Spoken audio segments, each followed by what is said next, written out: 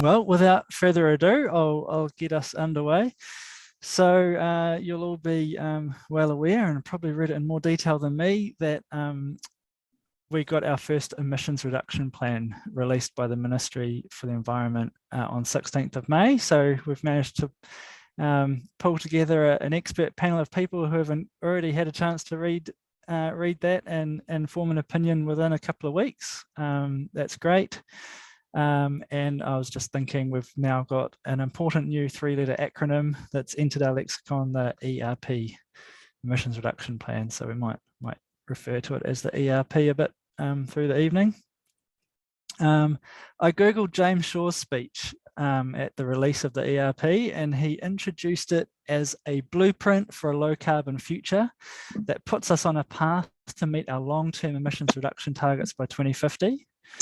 He explained that it contains more than 300 actions backed up by several $1 billion of investment, and it represented a once-in-a-generation opportunity to improve well-being, productivity, resilience, cost of living, equality, and innovation. So it all sounded pretty good from that.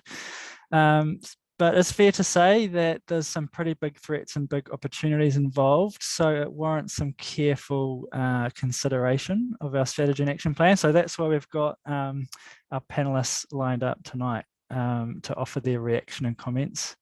Perhaps they don't see it quite the same way that the Minister does, having read through. So let me just do a very quick introduction to our panelists. We have, and that they're welcome to wave as they're introduced, but we'll give a bit more introduction as we come to each one of them later on. But we have Ralph Sims, Emeritus Professor of Sustainable Energy and Climate Mitigation at Massey University. GEOFF BERTRAM, Senior Associate at Victoria University of Wellington. THOMAS NEITZERT, Emeritus Professor of Mechanical Engineering at Auckland University of Technology. Christine Rose, Lead Agriculture Campaigner at Greenpeace. And Peter Whitmore joins us from Engineers for Social Responsibility and the Auckland Climate Action Group. So that's our lineup. And without further ado, I will move on to introducing our first panelist, Ralph Sims. So Ralph, we're really happy that you're able to join us tonight. I was just reading that in your career, you've spent 50 years at Massey University, where you started out lecturing in agricultural machinery, and most recently as Professor of Sustainable Energy and Climate Mitigation. You've undertaken international roles, like being lead author for the IPC for 5 major climate mitigation reports. And there was some discussion before we launched the meeting tonight that you've been involved in a number of media releases and articles quoting you in the last few weeks as journalists look for expert comment on the emissions reduction plan. So your knowledge is widely sought after. And so thank you very much for joining our panel at short notice. And it'd be great to kick things off by hearing your general comments and overview of the plan. Okay, kia ora. Thanks, Brendan, and good to see a few familiar faces. I was going to say old faces, but I decided not to use that term, so familiar faces. So yes, the emissions reduction plan, it's good we've got one at last, but it's not hugely ambitious in many people's views. In fact, Jeff and I were involved with Lawyers for Climate Action, taking Climate Change Commission and Minister James Shaw for a judicial review, saying that they weren't ambitious enough. Whether that's had any impact on this emissions reduction plan is probably doubtful. We don't know the outcome of that yet. There's been a hearing, but no comment from the judge at this stage. But James Shaw, I mean, his heart's in the right place for sure, and he's really got a good vision, but of course he's locked into a position outside of cabinet, and therefore it is very, very difficult for him. I don't envy him the task at all. So I think he would like to be much more ambitious, and also the agricultural plan as well, which he effectively criticised when he was wearing his Green Party hat rather than his ministerial hat.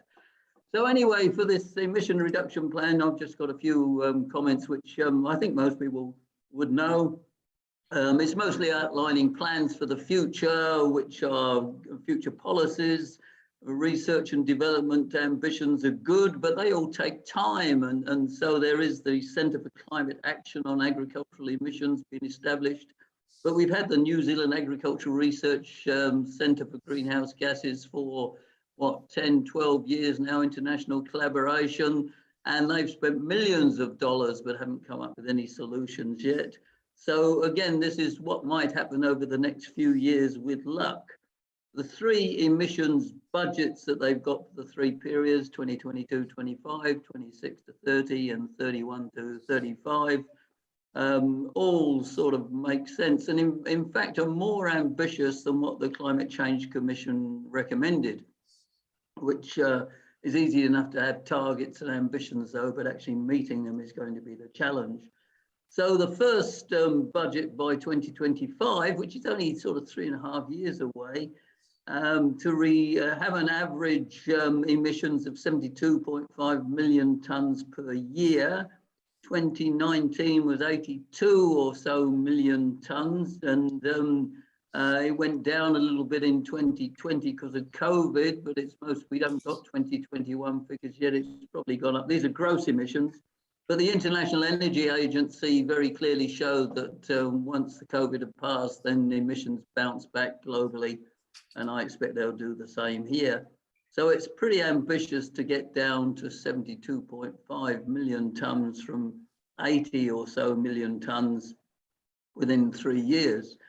And there's little in there that's got any immediate impact, any immediate action. And nothing new or exciting. When Labour Party came in government in 2017, they banned oil and gas exploration offshore, and that hit the world headlines. And everybody thought, wow, this is going to make some difference. But then nothing in this emissions reduction plan is anything like that as a policy. And we've had various reports over the last 5 years, Royal Society and other consultancy reports, which have been giving loads of advice and ideas and such like, but not taken up. Just got 3 or 4 examples here. Coal exploration, nothing in there on that. We know Forest and Bird have got another judicial review I'm involved with Southland District Council, that's given approval for Bathurst coal mine to start exploring for more coal in their forest down in Southland. It's bizarre stuff. In the emissions reduction plan, there's no new coal boilers, medium and large scale.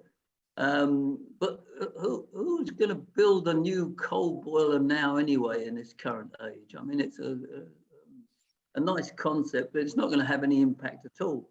Phasing out coal boilers by 2037 is taking far too long to get rid of them. There's already some movements going afoot with schools and Fonterra, but it's still far too slow. The natural gas has got a transition plan that's going to be thought about for another year or two, but it would have been easy enough just to say no new natural gas connections to any new building, period. And that would have been quite a bold statement, but obviously not happening. Building code, a little bit there on insulation, but embodied carbon is still up for consultation. All of these things we've known about for decades. Transport's going to be talked about by Thomas, so I won't really mention that. But Waka Kotahi are being taken to task in another judicial review to say they're not being ambitious enough as well. So we've got cross-party support for climate mitigation. So you would have thought, therefore, it would have been more ambitious than what it is, in my view. I would just ask, what does that mean? Does that mean 1 minute, or does that mean finish, Brendan? Oh, if you can wrap it up, that'd be great. I was asked to talk about biomass, bioenergy, and I'll just mention a couple of comments here. Sustainable aviation fuels. Damien O'Connor, Minister, said we're going to get them from woody biomass. Scion, Forest Research Institute's been trying to do this since 1972 in various guises and haven't got there yet. Z Energy is doing some work with tallow esters and Neste, so there's some possibilities there. We do have a biofuels mandate coming on stream, but that's going to be pretty small, 1%, 2%, 3%, won't make too much difference. Final point here is that bioenergy has got a major opportunity. We know about 50 petajoules a year are used for biomass in New Zealand. That could triple because the resources are there. And that would make a big difference of 12 million tonnes a year of mitigation, CO2 mitigation. I was asked to give a final sentence. Mitigation solutions have been known for decades, IPCC reports, etc. So it's time to get on with it. Thank you. Fantastic. Thanks, Ralph. And very well done sticking to our rigorous timings. Now I'll, without further ado, move on to introduce our next panelist, Geoff Bertram. So Geoff is a Senior Associate in the Institute of Governance and Policy Studies at Victoria University. His research areas include climate change policy, environmental economics, income and wealth distribution. Geoff's been publishing on climate change since back in the 1990s, and he's particularly knowledgeable about the electricity market in New Zealand, to pick one out, and contributes his technical expertise in a broad range of groups, such as Lawyers for Climate Action, which Ralph mentioned. So welcome, Geoff, and we're interested to have you run through some of the numbers you've crunched on our emissions reduction pathway that the government's proposing. So over to you. Okay, yeah. As you'll know, I sort of like to do numbers. So what I'm going to do is put up for you, I hope, a chart. I keep on having difficulty making these things run on Zoom, so I'm not entirely sure whether this is going to work. Have you got it now? Looks good. All right. Okay, so I want to talk about two things that aren't in the plan at all. I mean, there's an awful lot that isn't in this plan, and you know, I could go on all night about that. But there are two really big things that I would expect to see at the beginning of any serious plan, right? And they would address the two big strategic questions that any government has to answer for its citizens when it embarks on a plan. Number one, what's the role we're going to play in the global effort to hold temperature to 1.5 degrees Celsius, if indeed there is a global effort? And secondly, how do all these detailed numbers in the plan actually hang together as an aggregate set of numbers? So the first one I've got two charts I want to show you. And this one is a chart that went to the New Zealand Cabinet in June of last year. And so the Cabinet had this in front of them when they sat down to think about the nationally determined contribution in the plan. And it has 8 scenarios. And each of these scenarios represents an answer to the question, what would be New Zealand's fair share in a global effort to meet the IPCC's projected path for emissions to hold temperature below 1.5 degrees. And you'll be familiar with the fact that in 2018, the IPCC did some modelling and said where we had to get to by 2030. So here are 8 ways that New Zealand might think about doing its fair share in that program. Right? Now, on the right-hand side of the screen, I don't know whether you've got your faces in the way or not, but on the right-hand side of the screen, I've put the emissions budgets that go with each of these ways of answering the question. And there are 10-year budgets, 2021 to 2030. Number one, we could go for the rate of reduction the IPCC wants the world to do on a net basis. That is the way that the atmosphere sees it. That would be this second bar down. Number two, we could go for the per capita emissions levels that the IPCC projects we have to get down to get the global economy down to. We could either do that quickly in the 2020s, that's a pretty tight budget, or we could do it in the 2030s, or we could wait till the 2050s and take it easy in the interim. Another way we could think about this is what's our ability to pay? What sort of responsibility should we be taking on given our GDP per capita? That's the this one down here. And then there are two that say, suppose we accept our cumulative emissions since 1850 or since 1990 as our responsibility, and that gives you these bottom two. All right. So Cabinet had this range of scenarios from very high ambition to very low ambition. And there's just one at the top here that I haven't talked about. And that is one that says, let's take the IPCC rate of reduction but not measure it the way the IPCC does it. Let's measure it gross net using New Zealand's special so-called target accounting. And this is what I regard as very much very similar to rich people using creative accounting to dodge taxes. It's you make up the rules as you go along, but you stay within what the letter of the law requires. Now you look at those scenarios and you say, what did the Cabinet choose? And the answer is that. That's the nationally determined contribution from last November. You can see it's at the low end of ambition. It does correspond to the tax dodge accounted meeting the IPCC percentage reduction. It's not really in the centre of the IPCC requirement if we just go the same reduction as the rest of the world has to go.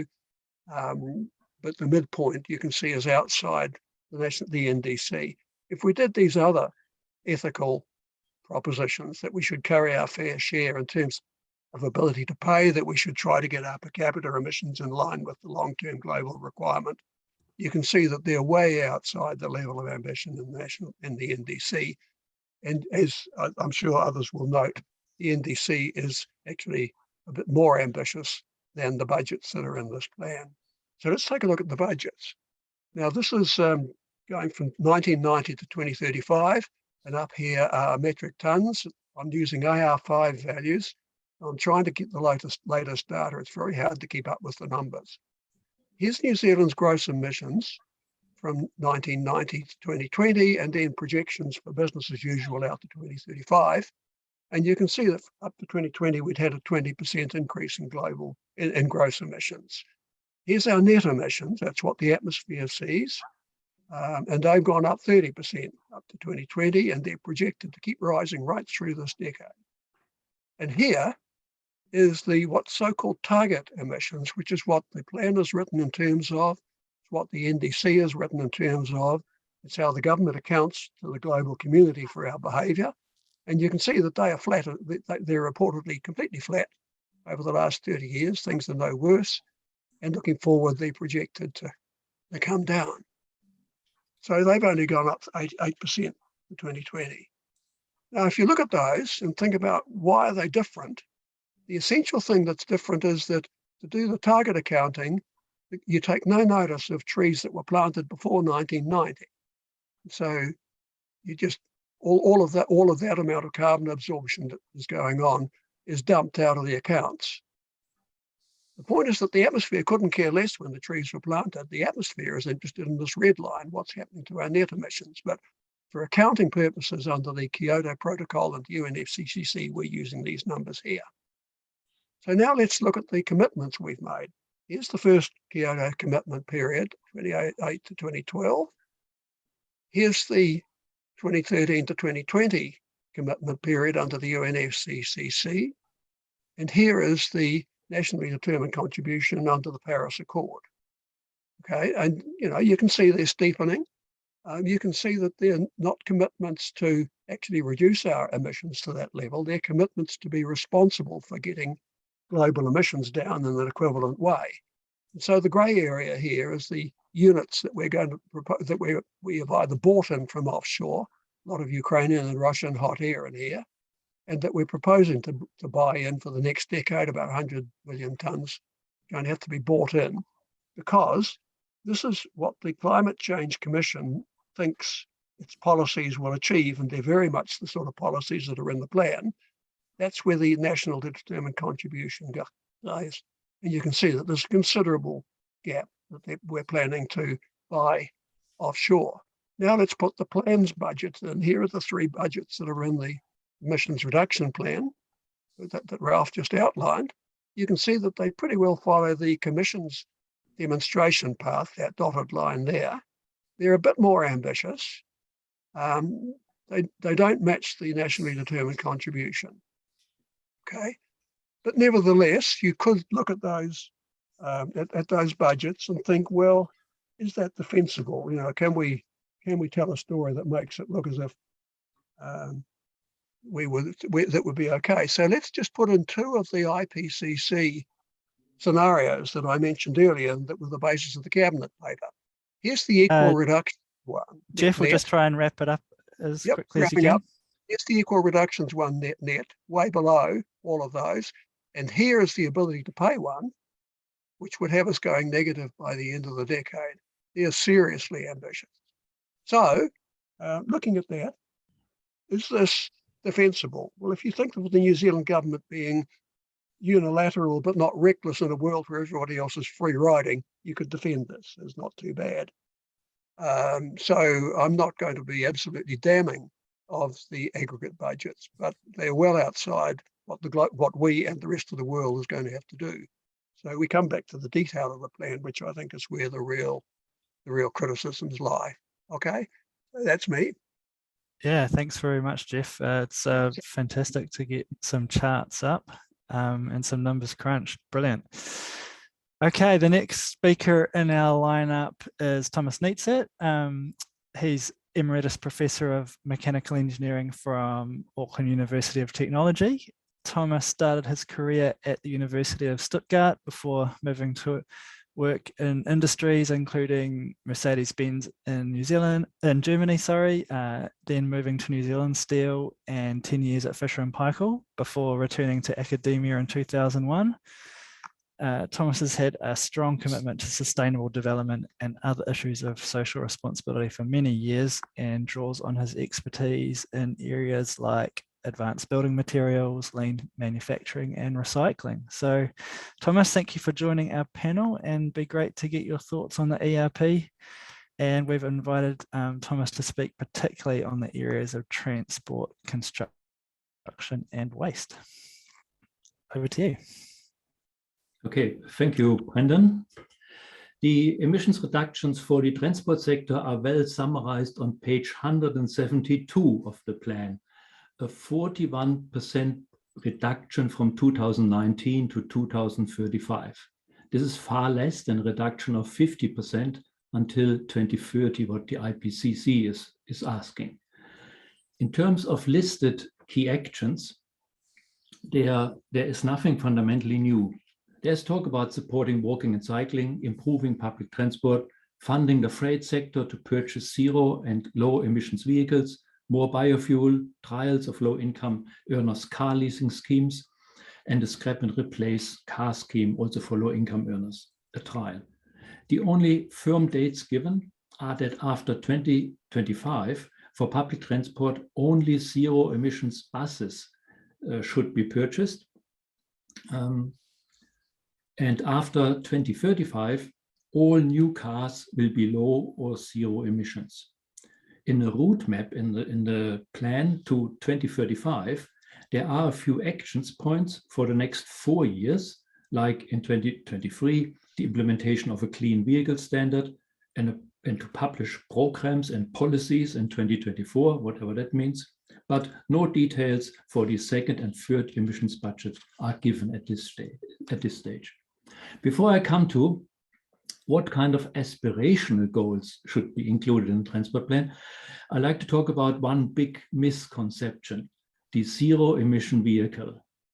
There is at the moment no such thing in the whole world, only a zero tailpipe emission vehicle. Even in New Zealand, our electrical power contains a certain percentage of fossil fuels. In addition, an electrical vehicle has about 1/3 of the carbon footprint of a vehicle with an internal combustion engine because of the embedded carbon in all the steel, plastics, fabrics, and the batteries in the cars they consist of. The plan relies heavily on that technology and tries to purchase our way out of the crisis by still ending up with at least 1/3 of the original carbon footprint. In terms of bolder targets, we should electrify, but we should electrify our rail network for freight and passengers. That includes the main trunk line from Auckland to Wellington, but also the upper North Island with Whangarei, Tauranga and Hamilton. It also would require to establish the New Zealand rail network as it was operational 100 years ago. You know, many lines that were flooded or damaged by natural disasters, they were just given up and no longer maintained. You can cycle in Dunedin on the rail track in these days, but you can't drive a train there. Cities, including Paris, are striving to become a 15-minute city, where every essential resident's needs are within reach of 15 minutes by bike or walking. That would set a clear target for future urban design and reduce transport. Transport is a social issue, and we should support low-income earners financially with their transport choices. But it is doubtful whether people should be encouraged to buy a new car as the main option. What has to happen immediately is the introduction of a clean car regulation for light vehicles and heavy ones, and they have to be in line with the rest of the world. Otherwise, New Zealand becomes the graveyard of the world's unwanted polluters. I also like to refer a little bit to construction. In the first reduction budget, it's expected to reduce emissions, the construction sector, by 3 to 5% over the next 3.5 years through behavior change and provision of data and tools. Next budgets could have a bigger impact dependent on regulatory settings. These are the words of the plan. I think that says it all. In more detail, actually, the key actions are reduce embedded carbon in materials by supporting innovation regulation, the use of low emissions design and materials, accelerate the shift to low emissions buildings by examples, improve building energy efficiencies by amending the building code, shift energy use from fossil fuels by developing a gas transition plan. Ralph already said there is no cutoff date for gas at the moment. Establish foundations for future emissions reductions through data relationships with Maori, behavior change, and workforce transition programs. There's a lot of consulting, establishing, exploring, supporting, identifying, and managing. What is missing, and on the other side of the coin should be done, are clear targets and dates, like an end date for gas heating, numbers for isolation requirements for new and existing buildings, minimum star ratings, compulsory solar hot water heating and water capture for new builds, a clear commitment to, for example, a timber kitset housing industry in New Zealand, and a threshold for the demolition of existing buildings, not only heritage ones. In the waste section of the plan, it makes all the right noises, but it is totally insufficient in numbers and dates again. The key actions are enable households and business to reduce organic waste, increase the amount of organic waste diverted from landfill, reduce and divert construction and demolition waste to beneficial uses, increase the capture of gas from municipal landfills, improve waste data, and prioritize a national waste licensing scheme. It also says support a shift to a circular economy, and there's talk about waste disposal levies, product stewardship schemes, and the waste minimization funds, but all in very general language. If there are any dates given, then they are usually too late, considering we are in a climate emergency. For the waste section's lack of dates and numbers applies the old saying, what you can't measure, you can't manage. This section and the others I talked about rely, to my mind, on goodwill, behavioral change, and an optimistic outlook. And even then, the plan does not expect the country to reduce its carbon emissions to 50% by 2030, what would be required. So if I should summarize that in one sentence, if we have to reduce our emissions, then we have to just cut down on the use of fossil fuels, full stop. Thank you, Thomas. Some telling and interesting points all you've made all through there. And I'm looking forward to circling back to some discussion on what the panelists have all raised. But next up, we'll move quickly on to our next speaker, Christine Rose, who is the lead agriculture campaigner at Greenpeace New Zealand. Pleasure to have her joining us today. I was thinking to myself that as engineers, our decisions often have direct impacts on fossil fuel use, like Thomas alluded to, through transport, construction, electricity generation, industry, that kind of thing. But agricultural emissions are such a huge part of our environmental footprint here in New Zealand. I've come to realise it's important for me as an engineer to understand the issues around agriculture so we can have a balanced understanding when we're advocating for change to the economy. And Greenpeace are certainly have this front and centre in leading the charge in the crucial agriculture space. So Christine has 15 years experience in local and regional government, including being Deputy Chair of Auckland Regional Council, where she chaired the Transport and Urban Development Committee and was a strong advocate for a sustainable transport system. A lot of the things she advocated for many years ago are still being argued about. It would be great if they'd come in by now. So Christine, welcome, and we're interested to hear what you make of the ERP. Tēnā koutou katoa. Thanks for the opportunity to join this esteemed panel and to talk about the emissions reduction plan, or more correctly, if I can get my slides to work, the climate emission plan. We're calling the emissions reduction plan an emissions plan because it fails to address the biggest source of industrial emissions in the country, and from industrial agriculture and intensive dairying in particular, which make up 50% of our greenhouse gas emissions from the industrial agricultural sector and 23.5% of the country's emissions from intensive dairying alone.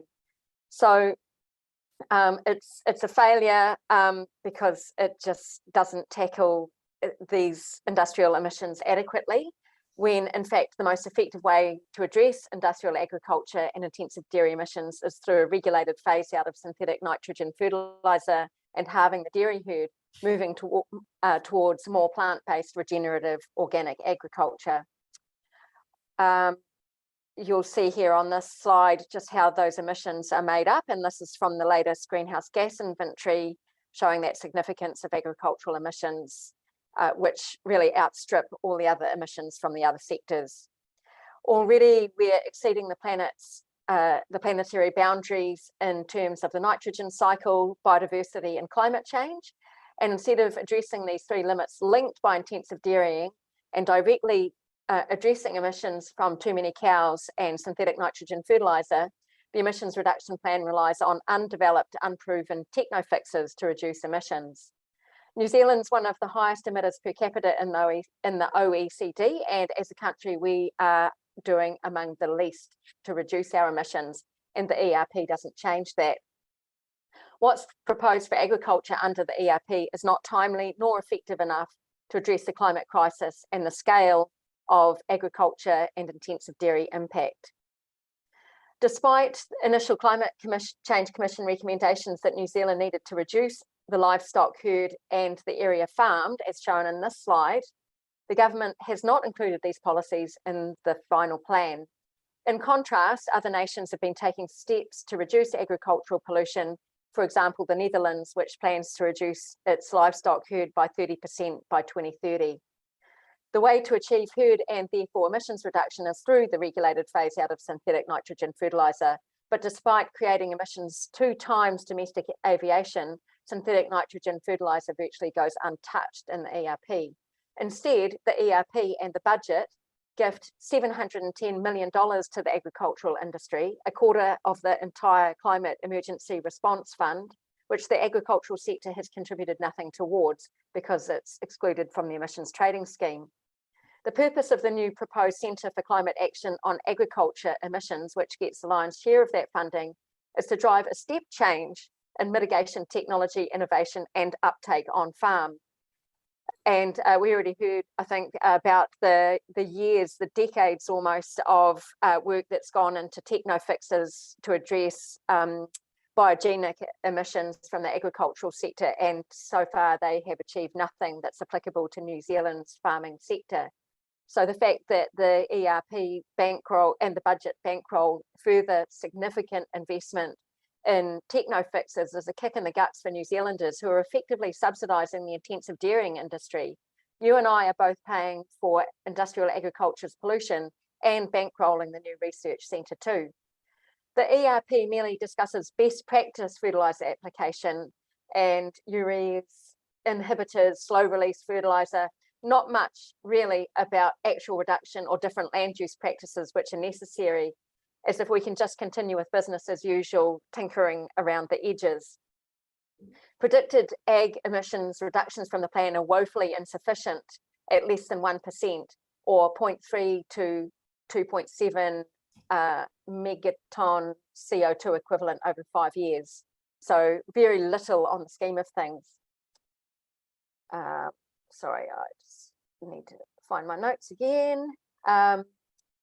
Instead, the plan proposes a price mechanism for agricultural emissions by 2025 through the industry-led He Waka Eke Noa, which was released last week, which was revealed will reduce methane emissions by less than 5.5% and nitrous oxide by less than 3.2%, but again dependent on undeveloped techno fixes. So it's a hope and a prayer and wishful thinking, and really just kicks the can down the road. Meanwhile, He Waka Eke Noa applies levies at a 95% discount, but applies rebates and rewards at up to 20 times the standard ETS rate for sequestration. So it takes little from the worst polluters and gives a lot. Meanwhile, not really shifting the dial on those emissions. And meanwhile, agriculture is allocated a whopping 160 megaton CO2 equivalent of the total 290 allocated in the first emissions budget. And that's increasing as a proportion of the budget through time.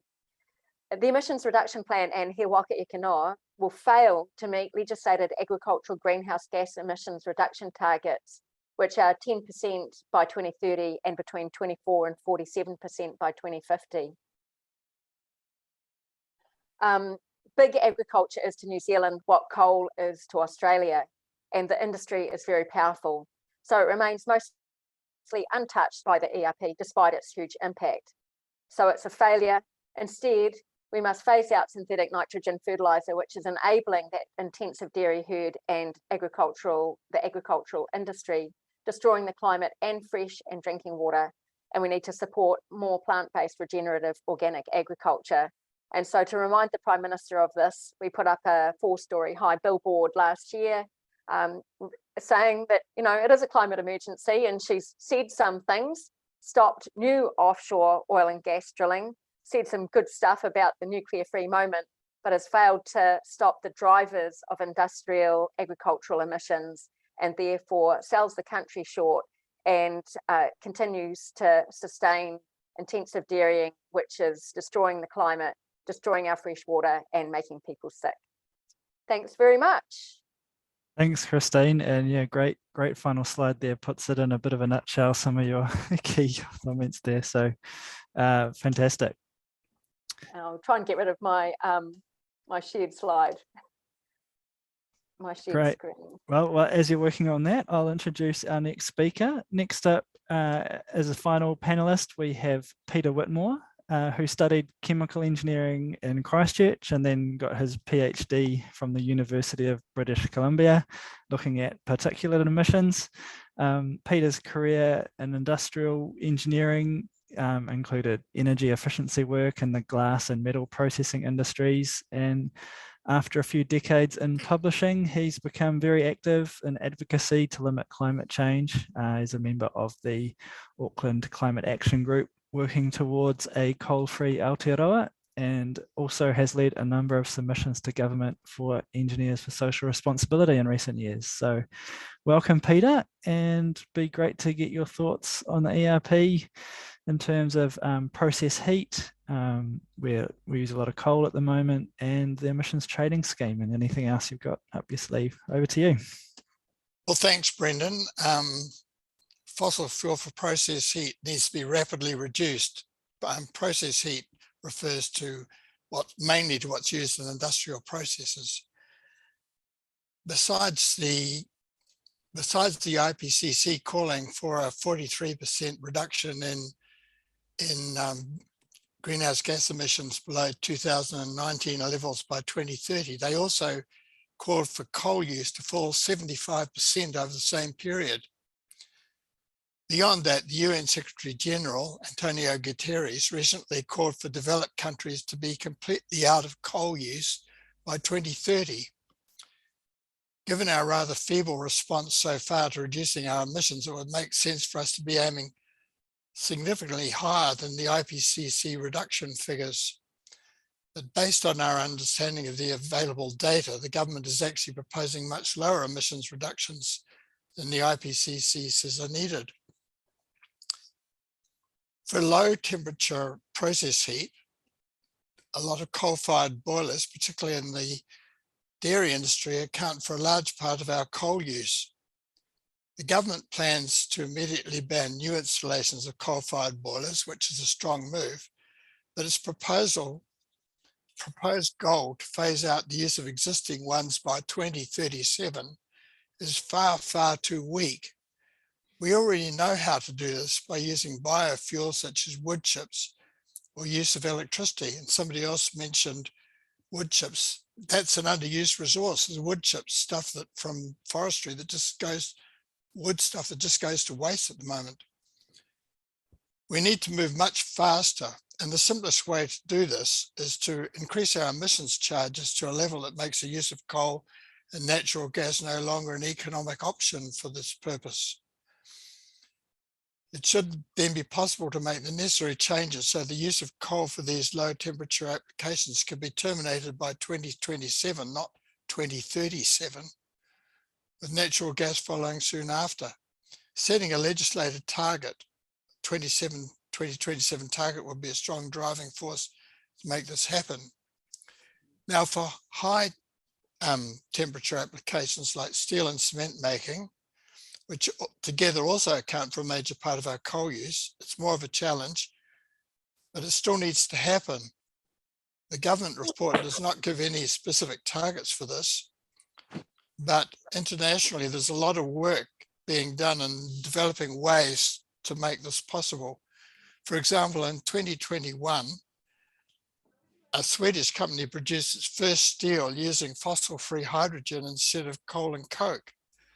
And also cement manufacturers elsewhere are already using fuels such as wood and agricultural waste. Higher emissions charges can drive these changes. Setting a provisional target for a complete phase out of coal for high temperature applications by 2030 would make sense, with ongoing government assistance if necessary to allow these sorts of industries to keep operating profitably in New Zealand. So in conclusion, if we took the steps above for all that you have gone through for all these process heat applications, we would achieve significant reductions in our emission, and we'd also be on track to be totally out of coal by 2030, as the UN Secretary General is calling. This is far, far faster than what the government is proposing, sorry. And somebody mentioned coal exploration. I think we should also be stopping all development of new coal and gas fields. Moving on to the emissions trading scheme, this is the one major tool we've introduced so far to control our emissions. But since it was introduced in 2010, the unit price, currently about $75 a tonne of CO2, has been too low to have any very significant effect in reducing our emissions. But higher emission charges are workable. Sweden, for example, currently has charges equivalent to about 205 New Zealand dollars a tonne of CO2 over parts of its economy, which has remained strong. And by 2018, its net emissions had dropped to around 27% below 1990 levels, while ours rose 31% over the same period. Significantly higher emissions charges will increase the average price of goods and services. While the government's report says it is committed to mitigating the impacts of rising prices, it does not say how it plans to achieve this. One way to address it, which needs to be strongly considered, is to follow the proposal made by leading climate scientist James Hansen and others to return the revenue back to the public via a citizens' dividend. This will help keep things affordable for people while giving them a financial incentive to move to lower cost options that involve less use of fossil fuels. Some of the revenue generated could also be used to assist businesses in making the necessary moves to reduce their emissions. So in conclusion, the ETS does provide a way of moving forward by increasing emissions prices, but it also requires some changes to make it work more simply and effectively, which I've not covered here. So that's the end of what I was going to say, but just before I go off, if there's time, haven't said anything about the electricity thing, and I see Jeff was down to say something about it. It might be good to give Jeff a couple of minutes to say about the electricity market, because that's what's going on there, or what's not going on there is just crazy. Anyway, thanks. Thanks very much, Peter. So just to let everyone know where we're planning to head from here. If anyone wants to sort of raise questions or comments that could be fed back into the Q&A later, feel free to use the chat function in Zoom to start jotting them down now, and I'll do my best to kind of moderate those and get some good questions coming forward. So if you, that'll be first cab off the rank when it comes to Q&A later on. So if you want to put anything in the chat.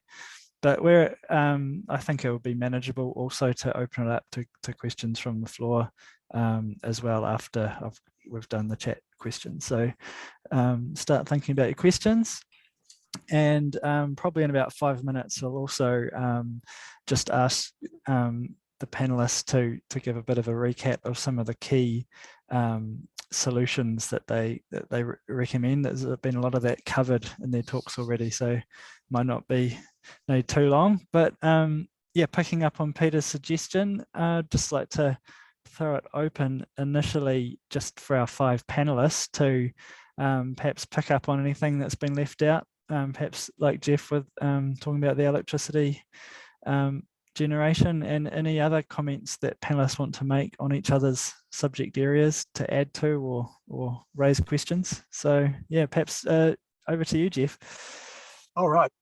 Well, I'll try and be very quick and punchy about this. I mean, I think the plan is pretty well lacks any serious strategic vision on most of the areas where we need strategic vision.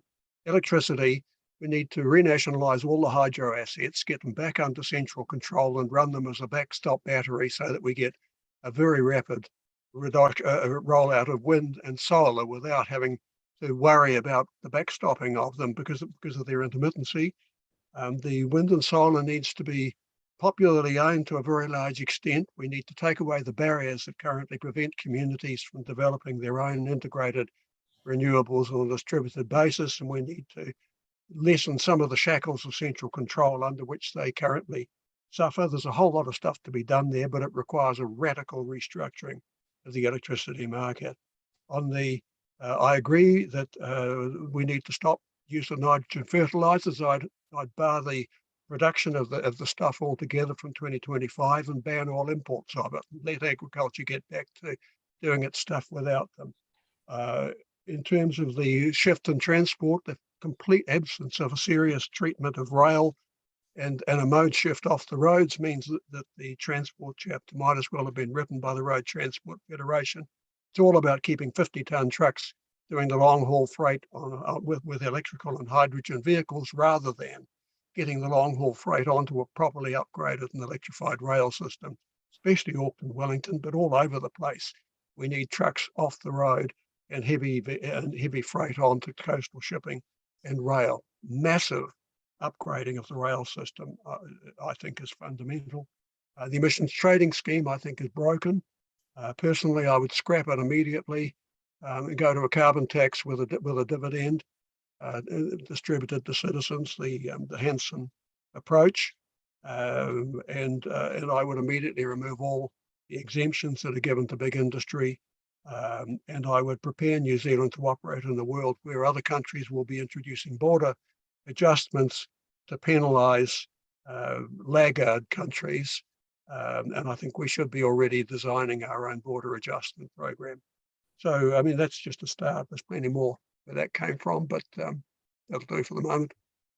Yeah, thanks a lot, Jeff. I might just shoulder tap Christine. It's probably a bit cheeky since she's sort of got a Greenpeace hat on today, but I know in the past you've been a strong advocate in transport sectors and that kind of thing. Do you have any kind of thoughts or comments you want to throw in about what you would like to see on that front going forward?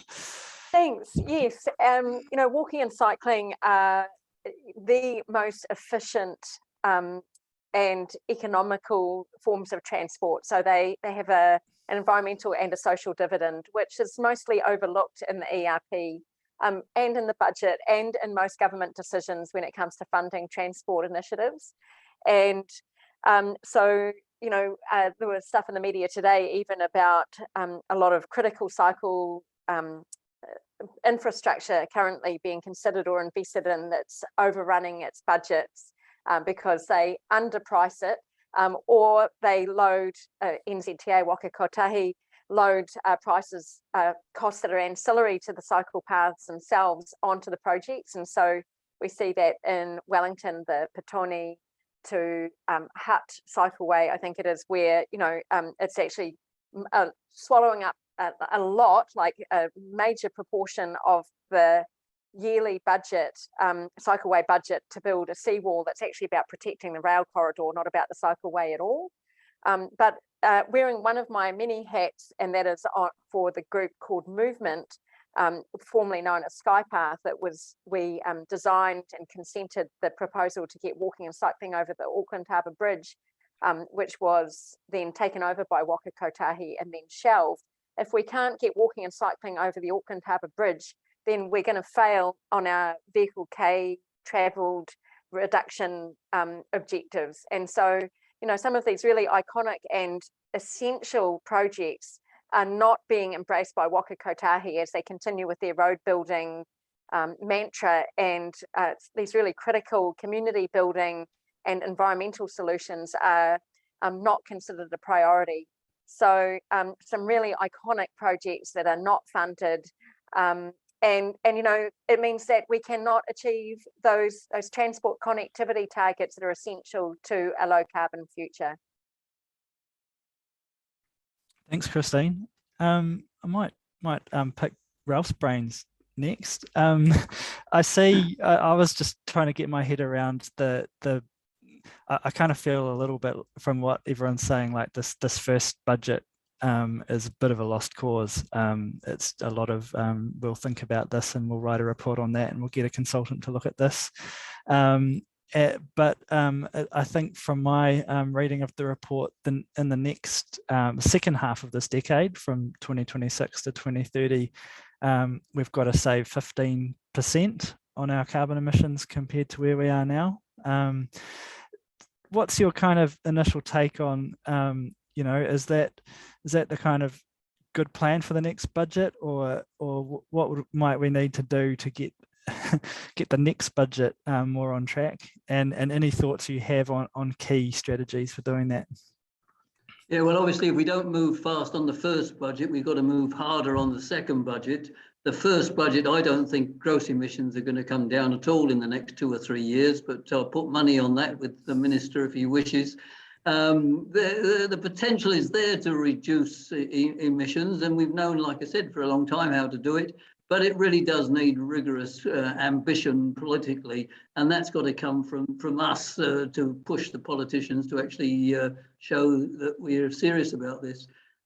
So yeah, it's better, as I said, than the Climate Change Commission, and they've got to make comments on this as well. So they'll hopefully keep the government to order. I've got a couple of other points, if I can, though, Brendan, as well. On transport, Thomas, I've got a second-hand i3, BMW i3. That's German. It must be good. And it's got a carbon fiber chassis, and it's got a carbon fiber roof and whatever. Very hard to put my bicycles on the back, which I'm an avid cyclist. We cycle all the time here. But because it's electric, of course, then I do charge it off my solar panels on the roof, and there was nothing in the ERP to encourage domestic solar linked in with electric vehicle charging. But the BMW claim that it's renewable energy in their factory in Frankfurt. So therefore, there might not be as much embedded carbon in my one if their claims are true. But regarding the rail, I saw a map of a while ago of the rail network in New Zealand in the early 1900s. And it was major, and there were linked intersections and junctions, and every town was connected. And we lost our way when cars started to dominate. I've got a quick comment on bioenergy for Peter, in that I did mention that we've got lots of resources here, and we know the resources are there. But if we look at what's happened overseas, Drax Power Station in the UK, in Yorkshire, 4,000 megawatts coal-fired has been converted to wood pellets. And that's sort of half of New Zealand's total electricity generation. And in Sweden, if you go there, somebody, was it Peter who mentioned the Swedish carbon tax? They've had high carbon charges for a long time. And they've got bioenergy combined heat and power plants up to 400 megawatts, as has Finland, Austria. So, you know, we know how to do it. It's not new, and we got the resources here. But the Bioenergy Association of New Zealand have got the ear of government now. And there's even a new position at ECA just been advertised for a bioenergy specialist. So that's a positive. And I got a question for Geoff.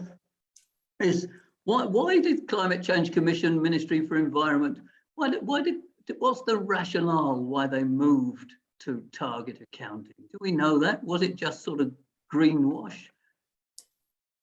Rationale I moved to which discount?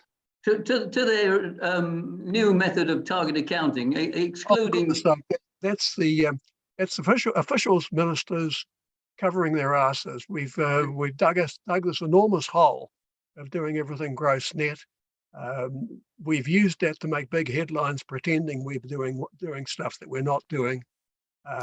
Our overseas partners in the Paris Accord are wise to us now and are aware of the degree to which we're backsliding, but nobody can actually get away from the target accounting now. It's like a black hole that just sucks all the officials in, because at the moment when they start accounting for things properly in net or gross terms, the complete emptiness of their planning and ambition is going to be too obvious.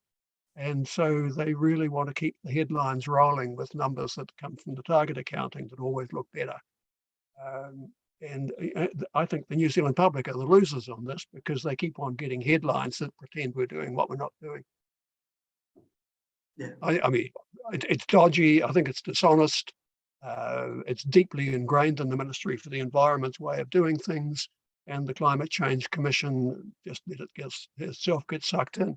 If we win the court case, Ralph, we'll dig them out of it. I mean, that's what the court case is about.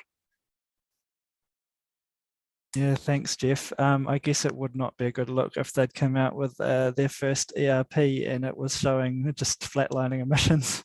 So I said, see your point there. I might just pass a question to Peter, or invite your comment, Peter. Ralph talked about how to get the next budget looking a bit more like many of us might hope. It's our job to sort of advocate with government and get the word out there.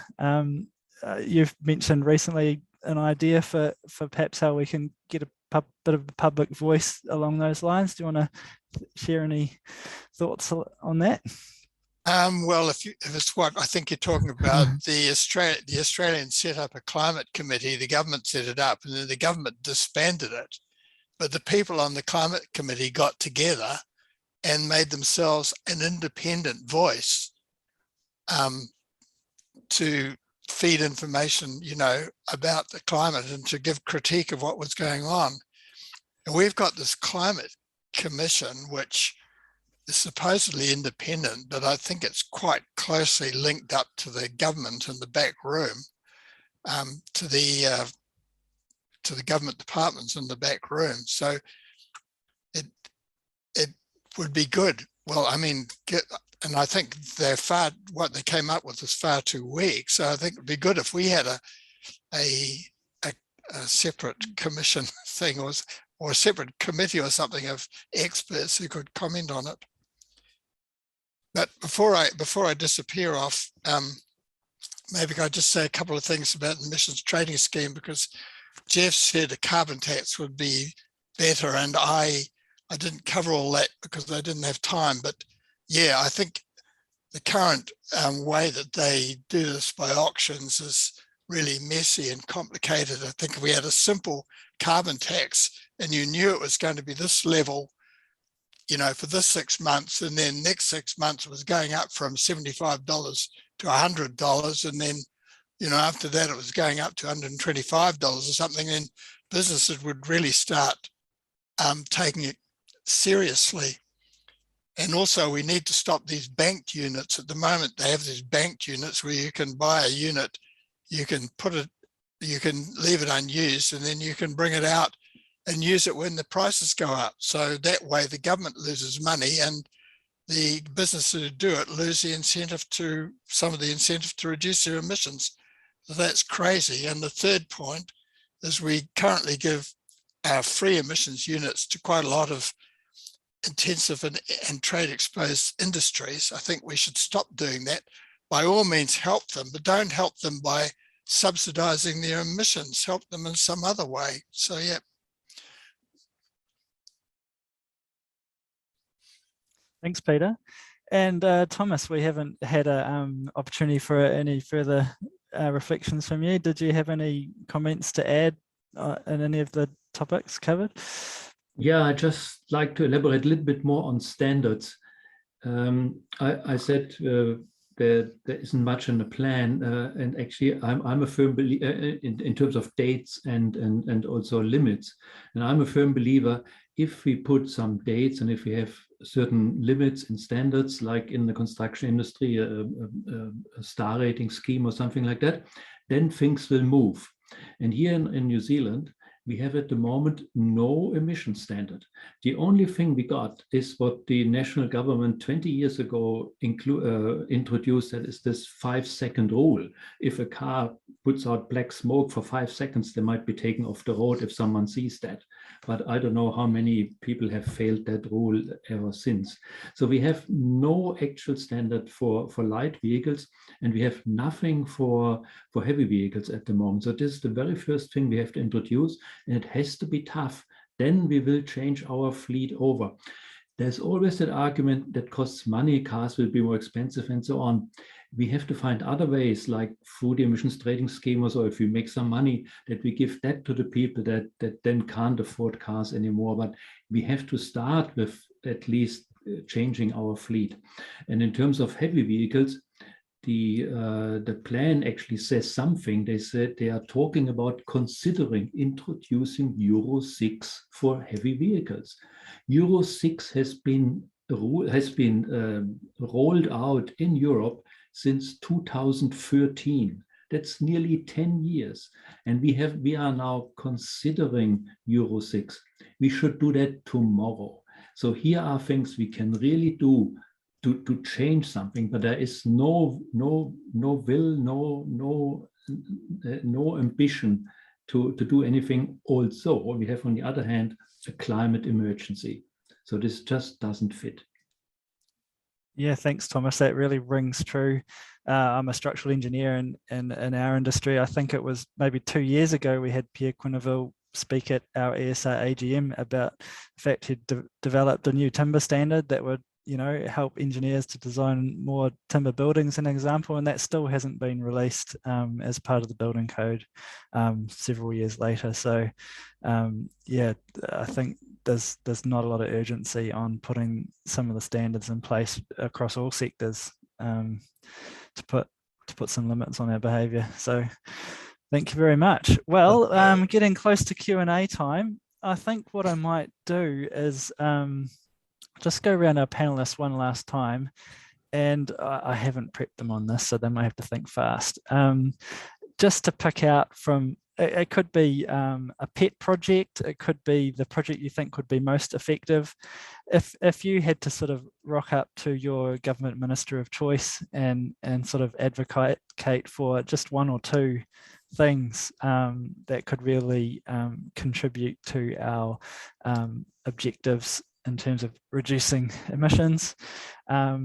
what sort of things would you probably prioritize? I don't know, any volunteers to go first? Otherwise, oh, there we go. Thomas is volunteering. Yeah, we talked about the ETS, we talked about a tax. What we haven't talked about is a tradable energy quotas. There are actually a few people here in our Zoom session from the Vice Response Group, and they have been talking about making a move on tradable energy quotas. So where every individual and companies, as well as the public sector, gets a certain amount of carbon associated, and then you can do with that what you want. I think that's another way of actually managing the fixed amount of emissions we still have until 2030 and have an equitable way of actually using our emissions budget. So perhaps even some people in the audience, I see Paul Bruce is there, he's pushing it. Tradable energy quotas would be something I would like to explore as a way of reducing fossil fuel consumption. Thanks, Thomas. Now I see on the chat that Ralph is having to shoot off. Ralph, do you have a moment to add anything, or perhaps he's already left? So maybe we'll swing to Jeff. Ralph is muted. If you want me to say one thing, I think it is that the New Zealand economy needs to decarbonise fast, and it needs to do it on a basis that brings the ordinary population along with it. It has to be politically sustainable. It has to be a popular process. That means we have to be prepared to give incentives out to ordinary folk, which is the sort of thing Thomas is talking about, tradable permits allocated per capita across the population. The tax and dividend scheme does the same thing. In electricity, we fundamentally need to get distributed generation going big time with rooftop solar, small wind, and a decent backup, so that it's worth people's while to install things that are really lifestyle choices in a way, but move the economy rapidly towards having enough renewable electricity to be able to back out the thermal stations and run this place on a sustainable basis. I think that's my central priority, really, is to take this out of the hands of the big business guys who have their noses in the trough and are getting all sorts of hundreds of millions of dollars grants under this proposal, and to get the initiative into the hands of ordinary folk across the economy who can really make this thing move. Thanks, Jeff. Christine, perhaps can I tap you on the shoulder for your thoughts next? Thanks. Our recommendation to ministers is phase out synthetic nitrogen fertiliser and lower the dairy herd, and support the transition towards more plant-based regenerative organic agriculture. Excellent. And Peter. Well, everybody said so many things. Yeah, I think we could change the electricity market virtually tomorrow if we made certain changes to, if we gave priority to renewably generated electricity over coal, then they would start building some of the 10 consented wind farms that are sitting there unbuilt. And we need those, if we're going to get Fonterra to move away from using coal in there for processing, making milk powder, they may want to use electricity in some places. They actually looked at it in the South Island. And if big users like this are moving to electricity, we're going to need a reliable, considerably larger amount of electricity available to do it. Yeah, and Christine was talking about synthetic fertilizers, and yeah, the nitrogen fertilizer just skyrocketed since 1990, and you can actually get the same effect by planting things like clover, which produce nitrogen, and you don't need the if you plant the right things, my understanding is you don't actually need the nitrogen fertilizer.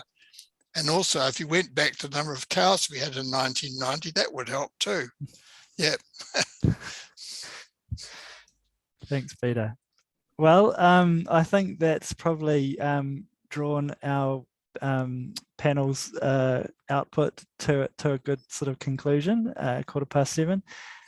But let's invite some Q&A and discussion now. So there's one or two on the chat here, which I'll launch off with. But as we move into Q&A, if people could just sort of pay attention to unmuting yourself and chipping in, and then muting again to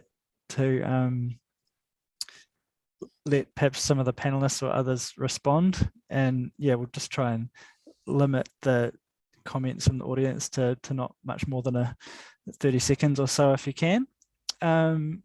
Yeah, so I'll just launch off with a question here on the chat, which just is looking at exploring the idea of, I guess it's the fact that we need to move away from individual private vehicle ownership for, well, maybe only 2 vehicles each or something at the moment, but towards perhaps more leasing and pooling of cars. Does anyone on the panel want to make a comment about opportunities or not so opportunities on that idea? Well, I'll have a quick go at it. You need to think again about what you mean by public transport. A lot of people think that public transport is buses, trains, big vehicles with lots of people in them. But a public transport system can in fact be quite a decentralized system as well. It can run with small scale modular units, and that means that it could come down to the level of actually running individual car sized vehicles as part of an integrated public transport provision. Exactly how you make that work is really interesting. Thanks, Jeff. Okay, yeah, anyone else from the floor? I'll chip in just in terms of, I think we need to reconceptualize how we consider transport options, and in New Zealand with our high car ownership, you know, it's like, say, you know, sometimes 2 cars per person, whereas those cars are sitting empty in car parks or garages for most of the time. You know, it's just such an inefficient mode. And that's one real disappointment in the ERP, that it provided these incentives for electric cars without thinking about all those other externalities, so community severance and noise and you know, loss of nature and pollutants and things like that, without similar incentives for electric bicycles, which are more efficient. But also for the no-tech solutions, you know, walking and cycling. And so it's still, the ERP with the transport section really focuses on the sort of neoliberal, individualistic solution rather than communitarian and collective solutions, where, you know, a communally owned stock of cars that can be hired by the hour if you really need to move furniture or whatever, instead of really looking at the way we design our cities and the way we get about without dependence on, you know, things carrying a really heavy motor, which is just a waste of energy. So yeah, quite disappointing and lacking in vision. So there are so many other ways that we can meet equitable transport needs. Thanks, Christine. Now I'm sure I'll get. Oh, yeah. Was that Peter? It's so much better now than when we were young. I mean, when we were young, we had to walk 2 minutes to the bus stop, and we had to wait 3 minutes for the bus or 5 minutes for the tram. Yeah. I've got a question here from Mark Titchener. I think it'll get the panel excited to respond. He talks about the idea of growth and the potential need to consider other options such as degrowth, and he makes a point there that all the renewables, renewable energy that's been implemented so far has just been offsetting growth and not leading to any actual reductions in emissions. So anyone from the panel want to launch the comments on that? I know Thomas talked about it in the lead up to this, so he might want to make some comments there. Yeah, just a few thoughts on growth. Of course, you're right. We have to think of degrowth and perhaps post-growth area, because there's one reason, for example, at the moment, growth is always associated with higher emissions. We have talked for many decades about the decoupling of growth and raising emissions, but no nation has succeeded in that. And I can't see any reason why we would succeed in that. So normal GDP growth is linked to higher emissions. And that seems to be close to a law of physics. So we have to get out of this, we have to think about how can we live in a world that has less growth and also or no growth.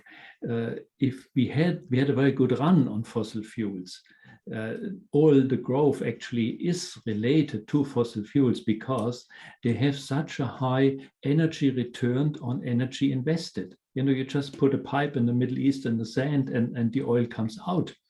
And then you have lots of other energy to do other things. And that has spurred has created all our growth.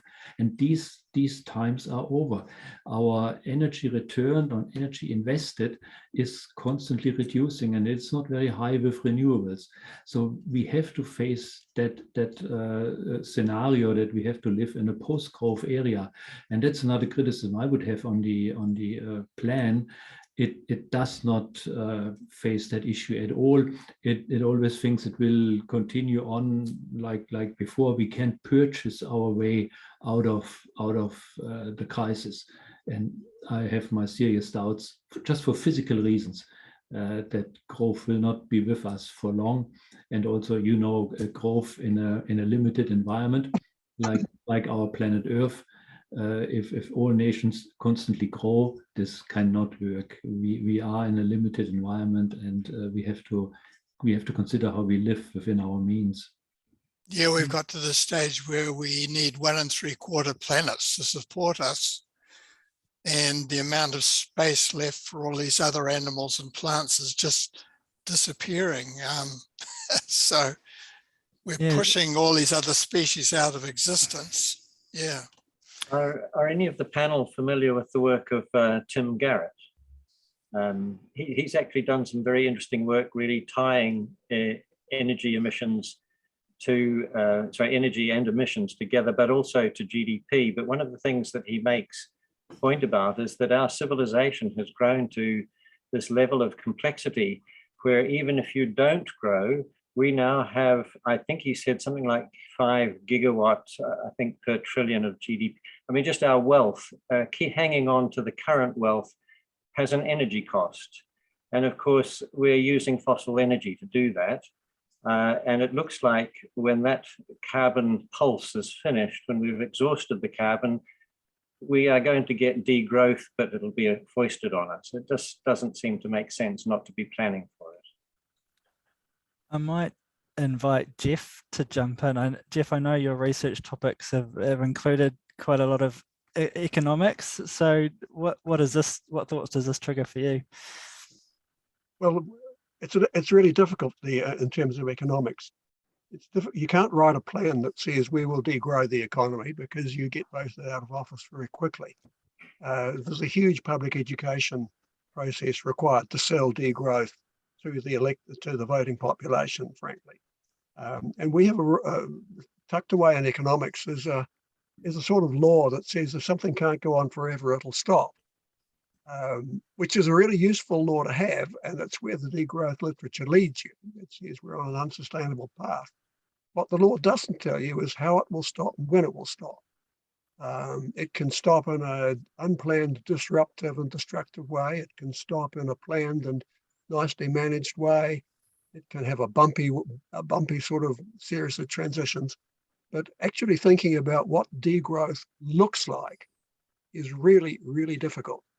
And you can expect in a world of nation states that each nation will hang on as long as it possibly can to its own particular little bit of growth and ask everybody else to take the degrowth track. Yeah, on that subject, I remember seeing something written a few years ago where the UK was claiming that their Zero Carbon Act had decoupled emissions from growth, but maybe they had a New Zealand style target accounting system that they used to come up with that. I'm not sure. There is some genuine decoupling, but it's nowhere near the order of magnitude you'd need to be able to continue to grow. Well, I'm still a bit baffled about that, because if you look at what Tim Garrett's really saying, he's really just saying to stand still, you consume a certain amount of energy. He has some very nice analogies. I mean, if you just take a human body, if you take a baby, you have to give it some food. The baby grows, but if you don't give it enough food, then obviously it stagnates. But there's a point at which it will just simply perish. And our civilization's like that. So we actually have, with the population continuing to grow and with the complexity of our civilization, with its trade and so on, structures in place, just consumes energy, even if you don't grow. So it seems to me that I don't see how you can really decouple these things at all. Well, you can decouple it, because you just have to know what the consequences will be of decoupling. That's all. Collapse. And, you know, my point about nation states actually translates if you sort of treat the global economy as a whole and forget about nation states. The logical track that you would expect to follow in an unsustainable growth process like we're on is that some part of the global population will assert control of the dwindling stock of resources available, and the rest will effectively be pushed to the margins and potentially starved out. I mean, it's a feudal order, and it's a way a feudal system solves its resource constraints. And if you watch the Game of Thrones and Star Wars sort of shows, you know what feudalism looks like. Well, I think Michael Hudson thinks we're already there, with the banks essentially playing the role of the landlords. We're the serfs already. Yeah. I'll just draw people's attention on the chat. Deirdre's noted there that she's involved in a degrowth group and provides some contacts if anyone wants to look in the chat there. But does anyone have any other questions they want to raise on any other topics for our panelists?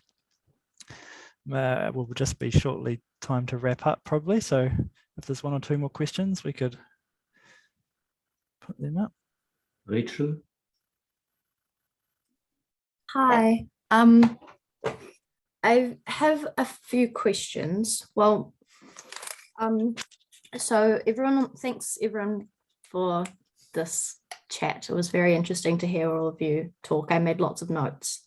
But everyone on the panel has talked about different solutions that they can see helping, or ways that they can see the ERP could be improved. And I was just wondering, what are the barriers to those?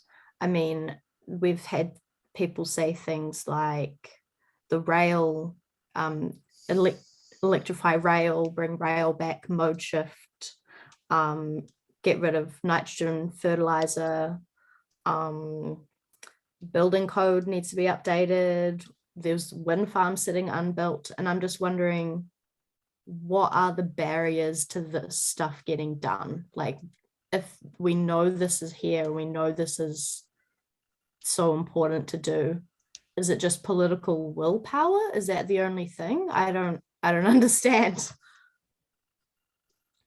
Vested interest. It's a lack of political will partly, but it's also rich and powerful people who don't want to give up their privileges and will fight effectively to block any policy moves that threaten their interests. But don't they have an interest to not die with the rest of the planet? Like, I don't understand. Well, they may well hope they survive and the rest of the planet goes away. Yeah. Thomas Piketty, at the end of his book, makes a very, very strong plea. He says, we've got to bet everything on democracy, ultimately. Yeah. And I take that to be a pretty good manifesto, but staking everything on democracy means tearing down some very powerful temples of vested interest in our society. Yeah. And that's not easy. So I guess my question is, what can we do? Is it mostly just campaigning for these things to happen and rallying together the troops basically to fight for all this stuff to happen against those higher powers? Yeah, I think we have to win the communications battle. Because the vested interests are telling us all the other stories, but like what we are doing today, we try to stick to the science, stick to what is known, what is proven, and disseminate that knowledge. And I think that's what we have to do. We have to convince others. Yeah. I mean, there aren't any technical barriers or, you know, any other like engineering type barriers, you know what I mean? There are for a lot of green technologies that I could perhaps mention, but my impression from everything the speakers have said tonight is they've all picked solutions and suggestions that are within existing technology limits, and sort of criticized government plans to you know, pump research dollars into something that they've been trying for a long time and hasn't worked. There's, I think, across all the sectors, my impression from the speakers is, oh yes, as I've thought to myself, oh yes, the technology for that's not an issue, we've already got it. Anyone else want to comment on that? Well, I talked about the coal boilers, and you know, getting out of them by 2027 would require quite a bit of work and effort. But if the price of the emissions was high enough that coal was uneconomic, then Fonterra would be starting to get out of them. You know, if the price tomorrow went up to the price that was uneconomic, then Fonterra would start planning to get out of them. And it would take a little while to do it, but they would just proceed, presumably, because what would be the point in keeping your coal boilers if you could use electricity and do it cheaper with electricity or with wood chips? Can I say too that I think a lot of the solutions are not technical. They are going back to basics. So things like growing our own food, you know, not buying junk, not making unnecessary trips, not eating so many animal products. You know, even the discussion about the railway network, you know, these were things that actually helped growth in the past, but were superseded as that growth machine became accelerated. And actually we need to have more simple lives and more simple solutions. And if we don't make those conscious choices, then they will be forced upon us by scarcity and environmental collapse. Cool. I think that answers my question. It was a bit of a big overarching existential question, but thanks everyone for your answers. Thanks, Rachel. Well, I think that's probably the time that some of you are wanting dinner, and I'm very grateful and appreciative to all our panel members who have been willing at short notice to get up on and speak on the emissions reduction plan, which is a very new document really, and so appreciate all the effort that you put in behind the scenes to grapple with all the stuff the government's coming out with and put out a rational voice pointing us in the direction we want to go. So thank you very much, panelists, for your contribution tonight and your contributions that you make, not just in this panel, but in New Zealand as a whole. So thank you very much, and thank you everyone for attending. We'll put out a notice through ESR Networks with a link to the video, I hope, in due course, if anyone wants to go back and take their notes. But thank you very much for joining us, and we'll see you next time.